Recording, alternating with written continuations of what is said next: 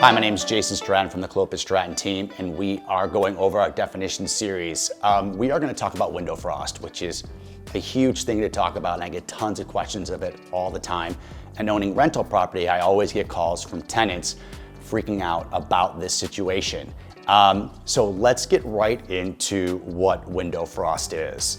So this is basically what you're getting in the city of Chicago when you have a lot of heat in your house with humidity and it gets really cold outside. What we basically have is hot air with humidity hitting a cold window and then dropping the humidity. So interior warm, moist air, condensation, and the exterior is cold. This is basically like when you open up a drink or have a really cold glass outside and it's the summertime and that hot air hits that glass and stops dropping that humidity. What happens though is when it drops that humidity, if you don't have proper ventilation, that condensation, if we go back, turns into ice. This is what we want to get away from, and there are ways to not prevent this. If you do not prevent this, what you'll get is basically mold buildup from window condensation. This will occur, it's topical mold, it's not the end of the world, you can get rid of it, but this happens from that humidity being on your window.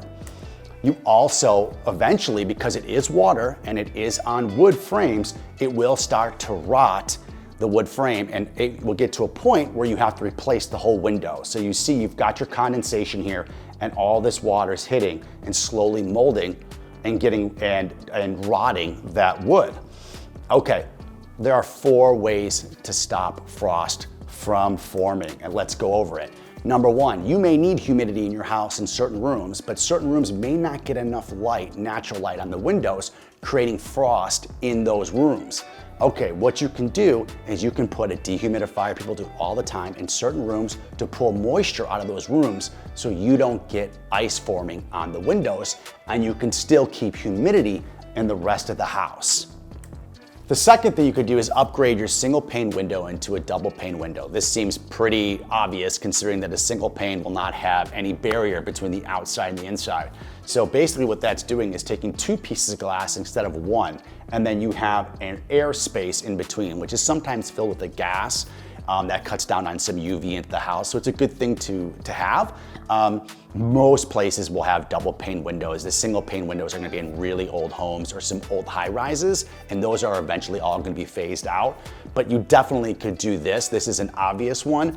It is a little expensive, so make sure that it will work in terms of the humidity levels that you are doing.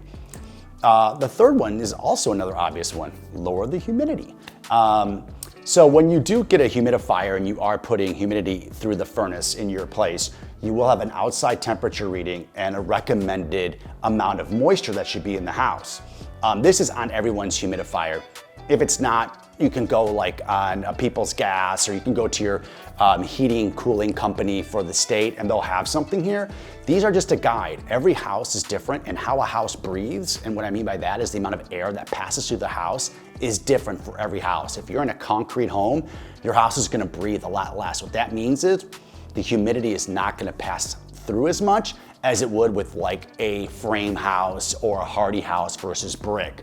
So you're gonna wanna use this as a guide, but every morning you wake up, if there's still moisture on your windows, then you know to go down a little bit more, wait a couple days, and then see what happens. So this is gonna be a kind of trial and error, but this is definitely one thing you need to do. The fourth one is what I think is absolutely critical.